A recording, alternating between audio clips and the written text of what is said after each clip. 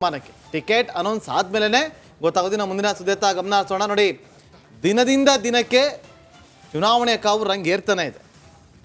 ಸಂಭಾವ್ಯ ಅಭ್ಯರ್ಥಿಗಳ ಒಂದು ಕಡೆ ಸಮಾಗಮ, ಮತ್ತೊಂದು ಕಡೆ ಎಚ್.ಡಿ. ಕುಮಾರಸ್ವಾಮಿ ಅವರನ್ನ ದೆಹಲಿಗೆ ಬುಲಾವ್ ಕೊಟ್ಟಿರುವಂತದ್ದು.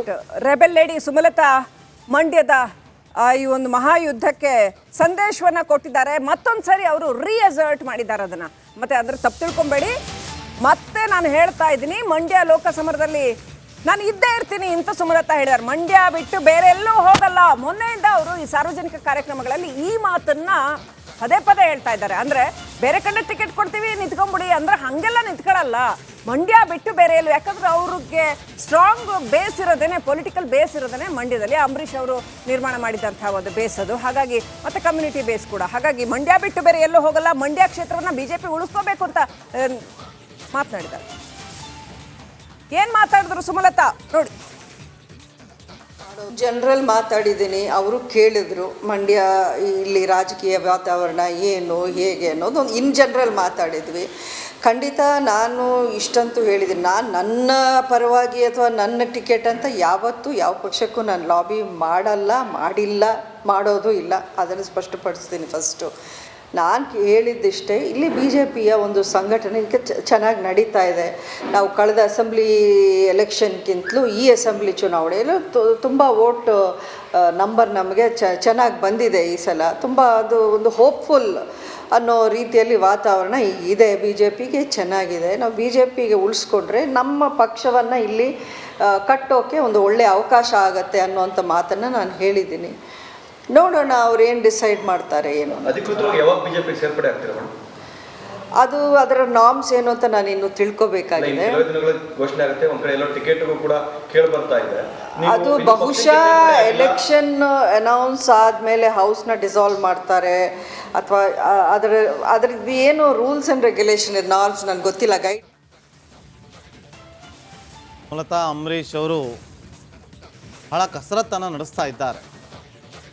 ಟಿಕೆಟ್ ಕೊಡಿ, ಬಿ ಜೆ ಪಿಯಿಂದ ಟಿಕೆಟ್ ಕೊಡಿ, ಗೆಲ್ಸ್ಕೊಂಬರ್ತೀವಿ. ನೋಡಿ, ಅವರು ಟಿಕೆಟ್ ಕೊಡಿ ಅಂದ ತಕ್ಷಣ ವರಿಷ್ಠರು ತಕ್ಷಣಕ್ಕೆ ಕೊಟ್ಬಿಡ್ತಾರಾ? ಖಂಡಿತವಾಗ್ಲೂ ಇಲ್ಲ. ಸರ್ವೆ ಮಾಡ್ತಾರೆ. ವಾರಾಹಿ ರಿಪೋರ್ಟ್ ಆಲ್ರೆಡಿ ಅಮಿತ್ ಶಾ ಅವ್ರ ಕೈನಲ್ಲಿದೆ. ಬಿ ಜೆ ಪಿ ರಾಜ್ಯಾಧ್ಯಕ್ಷರು ಏನು ಹೇಳ್ತಾರೆ, ಸ್ಥಳೀಯ ಬಿ ಜೆ ಪಿ ನಾಯಕರು ಏನು ಹೇಳ್ತಾರೆ, ಮೈತ್ರಿ ಮಾಡ್ಕೊಂಡಿದ್ದಾರೆ. ಇವರಿಗೆ ಟಿಕೆಟ್ ಘೋಷಣೆ ಮಾಡಬೇಕು ಅಂತಂದರೆ ಮೈತ್ರಿ ನಾಯಕರು ಏನಂತ ಹೇಳ್ತಾರೆ, ಅದು ಕೂಡ ಬಹಳ ಇಂಪಾರ್ಟೆಂಟ್.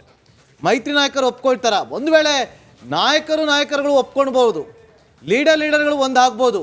ಆದರೆ ಅಲ್ಲಿ ನಿರ್ಧಾರ ಮಾಡುವಂಥ ಕಾರ್ಯಕರ್ತರು ಇರ್ತಾರಲ್ಲ, ಅವರಲ್ಲಿ ಹೊಂದಾಣಿಕೆ ಆಗಬೇಕು. ಬಟ್ ಹೊಂದಾಣಿಕೆ ಕಂಡು ಬರುತ್ತೆ ಅನ್ನೋದೇ ಕುತೂಹಲ. ಆಲ್ತ್ರೂ ನನಗೆ ಅವರ ಎಲಿಗೆನ್ಸ್ ಭಾಳ ಇಷ್ಟ ಆಗುತ್ತೆ. ಎಲ್ಲೋ ಅವರು ಗಲಾಟೆ ಮಾಡೋದಾಗಲಿ, ಜಿದ್ದಾಜಿದ್ದಿಗೆ ಬೀಳೋದಾಗಲಿ ಅಥವಾ ಹಠ ಮಾಡೋದಾಗಲಿ ಇದುವರೆಗೆ ಕಂಡಿಲ್ಲ. ಮುಂದೇನೋ ಗೊತ್ತಿಲ್ಲ. ಕಳೆದ ಚುನಾವಣೆಯ ಸಂದರ್ಭದಿಂದ ಇದುವರೆಗೂ ಕೂಡ ಒಂದು ಆ ಥರದ ಗಾಂಭೀರ್ಯವನ್ನು ಅವರು ಮೇಂಟೈನ್ ಮಾಡ್ಕೊಂಡ್ಬಂದರು. ಮಂಡ್ಯದ ರಾಜಕಾರಣಕ್ಕೆ ಅದು ಬೇಕಾಗಿತ್ತು. ಅದು ನಾವು ಹಿಂದೆ ಎಸ್ ಎಂ ಕೃಷ್ಣ ಅವರಲ್ಲಿ ಆ ಥರದ ಸ್ಮಾರ್ಟ್ನೆಸ್ನ, ಗಾಂಭೀರ್ಯವನ್ನು ಕಾಣ್ತಾ ಇದ್ವಿ. ಆ ಥರದ್ದು ಒಂದನ್ನು ಬೀಂಗ್ ಅ ಲೇಡಿ ಅವರು ಅಷ್ಟು ಚೆನ್ನಾಗಿ ಮೇಂಟೈನ್ ಮಾಡ್ಕೊಂಡು ಬಂದಿರೋದು ಒಂಥರ ಒಳ್ಳೆಯದು. ಆ್ಯಂಡ್ ಅಗೇನ್ ನೀವು ಹೇಳಿದಾಗೆ ಅಲ್ಲಿ ಗ್ರೌಂಡ್ ಲೆವೆಲಲ್ಲಿ ಕಾರ್ಯಕರ್ತರು ಏನು ಹೇಳ್ತಾರೆ ಅಂತ. ಬಟ್ ಸಾಕಷ್ಟು ನಮ್ಮ ಅನುಭವಾತ್ಮಕವಾದ ಅಲ್ಲಿನ ಗ್ರೌಂಡ್ ಲೆವೆಲ್ದು ಇದನ್ನು ನಾವು ಹೇಳೋದಾದರೆ, ಅಲ್ಲಿ ಜನ ಸುಮಲತಾ ಬಗ್ಗೆ ಸಾಫ್ಟ್ ಕಾರ್ನರು ಇದೆ, ಜೊತೆಗೆ ಅವರು ಅಂಬರೀಷ್ ಅವರ ಪತ್ನಿ ಅನ್ನೋ ಅಂಥ ಒಂದು ಭಾವನೆನೂ ಇದೆ, ಮಂಡ್ಯ ಸೊಸೆ ಅನ್ನೋದು ಇದೆ, ಜೊತೆಗೆ ಹಿಂದಿನ ಚುನಾವಣೆದು ಆ ಮೊಮೆಂಟಮ್ ಅವ್ರು ಇನ್ನೂ ಉಳಿಸ್ಕೊಂಡಿದ್ದಾರೆ, ಅದನ್ನೇನು ಕಳ್ಕೊಂಡಿಲ್ಲ ಅವರು.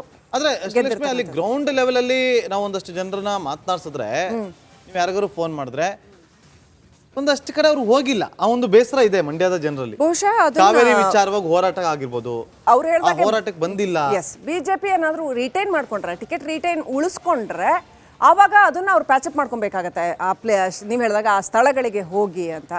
ಜೆ ಡಿ ಎಸ್ಗೆ ಏನಾದರೂ ಹೋಗ್ಬಿಡತ್ತೆ ಟಿಕೆಟು ಅಂದರೆ ಮೋಸ್ಟ್ಲಿ ಎಲ್ಲ ಲೆಕ್ಕಾಚಾರಗಳು ಬದಲಾವಣೆ ಆಗುತ್ತೆ. ಆಗ ನಾವು ಮೊದಲೇ ಹೇಳಿದಾಗೆ ಸುಮಲತಾ ಅವರು ಇಂಡಿಪೆಂಡೆಂಟ್ ಆಗಿ ನಿಲ್ತಾರಾ, ಹಾಗೆ ಸಾಕಷ್ಟು ಲೆಕ್ಕಾಚಾರಗಳಾಗ್ಬಿಡುತ್ತೆ. ಒಂದು ವೇಳೆ ಸುಮಲತಾ ಅವರಿಗೆ ಟಿಕೆಟು ಅಂತಾದರೆ ಬಹಳ ಏನು ಲೆಕ್ಕಾಚಾರ ವ್ಯತ್ಯಾಸ ಆಗೋದಿಲ್ಲ ಅಂತ ಅನ್ಸುತ್ತೆ. ಬಹಳ ಕುತೂಹಲ ಇದೆ. ಯಾಕಂದರೆ ಆಡಳಿತಾರೂಢ ಸರ್ಕಾರ ಕಾಂಗ್ರೆಸ್ನ ಪ್ರಭಾವಿ ನಾಯಕರು ಎಲ್ಲ ಅಲ್ಲಿದ್ದಾರೆ. ಚಲುವರಾಯ ಸ್ವಾಮಿ ಅವರು ಉಸ್ತುವಾರಿಗಳಾಗಿದ್ದಾರೆ. ಬಟ್ ಸ್ಟಿಲ್ ನನಗೇನು ಅನ್ಸುತ್ತೆ, ಈ ಸಾರಿ 2019ರಷ್ಟು ಜಿದ್ದಾಜಿದ್ದಿ, ಯಾಕಂದರೆ ಜೆ ಡಿ ಎಸ್ ಬಿಜೆಪಿ ಮೈತ್ರಿ ಆಗಿರೋದ್ರಿಂದ ಅಷ್ಟೊಂದು ಜಿದ್ದಾಜಿದ್ದಿ, ನೆಕ್ ಟು ನೆಕ್ ಫೈಟು, ಜನಗಳೆಲ್ಲ ಚಾಲೆಂಜ್ ಕಟ್ಕೊಂಡ್ಬಿಟ್ಟಿದ್ರು ಯಾರು ಗೆಲ್ತಾರೆ ಅಂತ ರಾಜ್ಯದಾದ್ಯಂತ.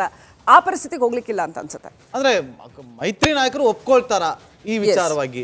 ಎಸ್, ಸುಮಲತಾ ಅವರು ಹೈಕಮಾಂಡ್ ಮುಂದೆ ಏನೆಲ್ಲ ವಿಚಾರವನ್ನ ಪ್ರಸ್ತಾಪ ಮಾಡಿರ್ಬೋದು, ಇದೆಲ್ಲವೂ ಕೂಡ ಕುತೂಹಲ ಕೆರಳಿಸುತ್ತೆ. ಅಂದ್ರೆ ಇನ್ನೂ ಟೈಮ್ ಇದೆ. ಯಾರಿಗೆ ಬಿ ಫಾರ್ಮ್ ಕೊಡ್ತಾರೋ ಕರೆಕ್ಟ್, ಅಭ್ಯರ್ಥಿ ಘೋಷಣೆ ಆಗ್ಬೋದು, ಹೌದು. ಆದ್ರೂ ಕೂಡ ಬಿ ಫಾರ್ಮ್ ಕೈಗೆ ಸಿಗೋವರೆಗೂ ಕೂಡ